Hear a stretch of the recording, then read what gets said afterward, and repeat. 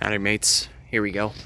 Here's a part 2 video over at the 6 Mile Cypress Slough. So, my last video, I was talking a little bit about air plants and some of the history that surrounds the 6 Mile Cypress Slough, as well as really what a slough entails. But something that I wanted to also point out, just because the video was already hitting over 9 minutes. Something I wanted to point out is what is exactly on the bald cypress. So you may have noticed there's a lot of white spots. You notice that? And you can really see them, especially now, because the wood is a bit saturated at the moment. So you may have been curious what that is.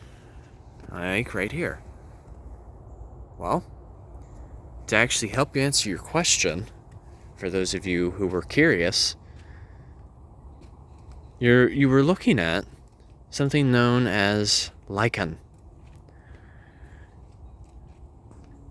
So, and I'm liking me some nature too. It's always my corny joke.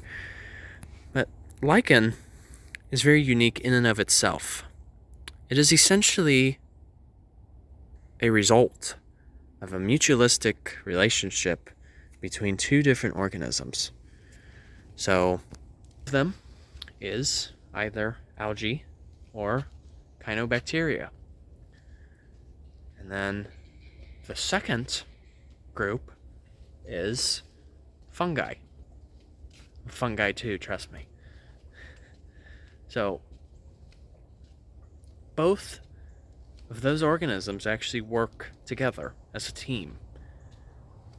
So, the algae, or the Cyanobacteria, whichever, what it essentially does is, as we well know, they're capable of photosynthesizing.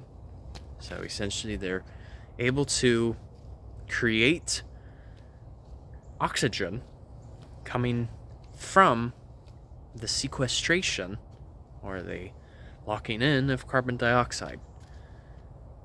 And also they have that capability to use light as a way.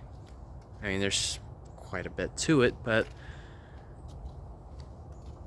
essentially in photosynthesis they have the capability to create food in the form of glucose. So essentially, they can serve as a food source. And the fungi, on the other hand, benefits from that oxygen and food production. And the fungi essentially provides a living base for the algae or the Cyanobacteria.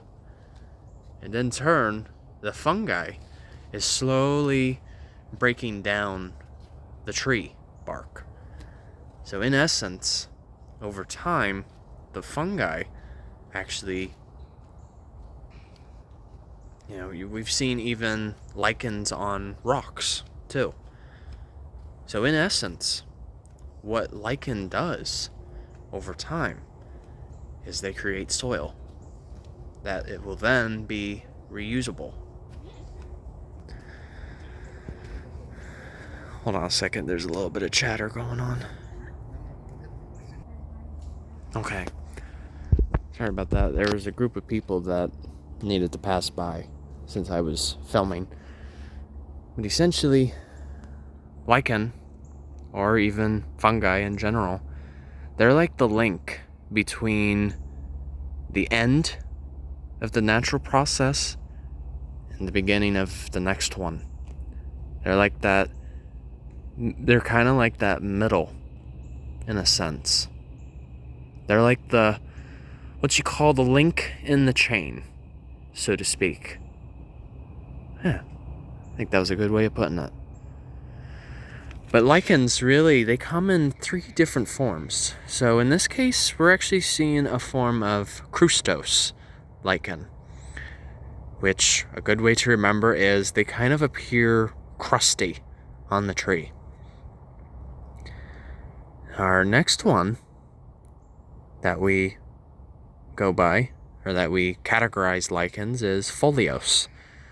We probably won't have any luck seeing any foliose out here at the moment, but foliose lichen kind of appears leaf-like in a sense.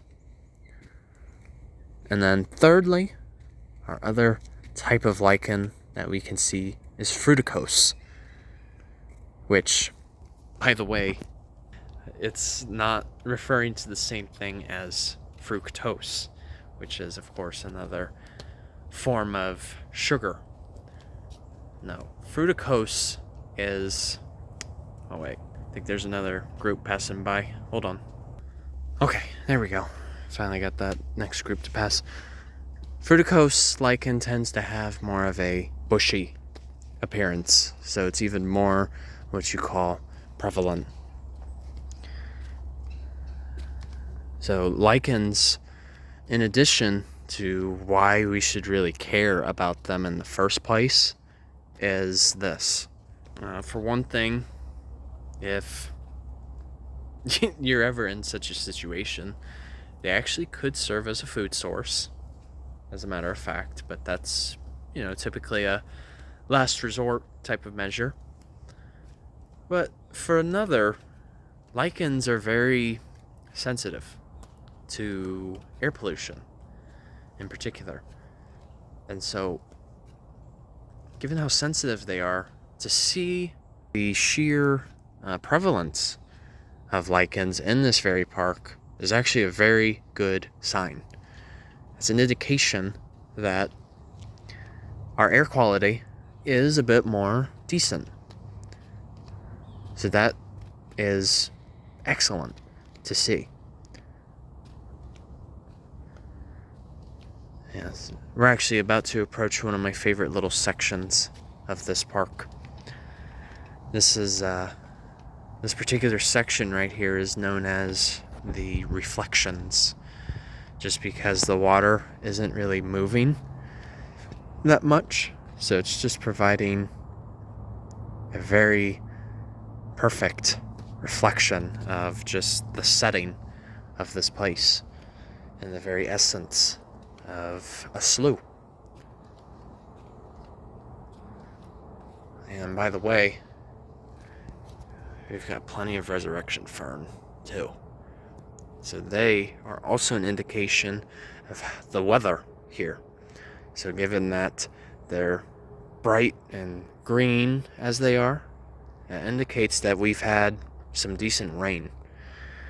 Typically, when there's a period when there isn't any rain, they'll shrivel up, but they don't necessarily die. And so that's essentially how resurrection fern gets its name. And then, of course, we always have these little tree islands, too. These are actually very important to have, even down in the Everglades, because it's an area that has a little bit of dryness, and it actually allows new trees to sprout and be generated. Yeah. So, if you haven't been here, I would absolutely recommend. It's a nice little stroll, very accessible, and it just really gives us an understanding of some of old Florida and their ecosystems that used to be much more prevalent. So, alright, take it easy, you guys. Enjoy your Wednesday. Take care.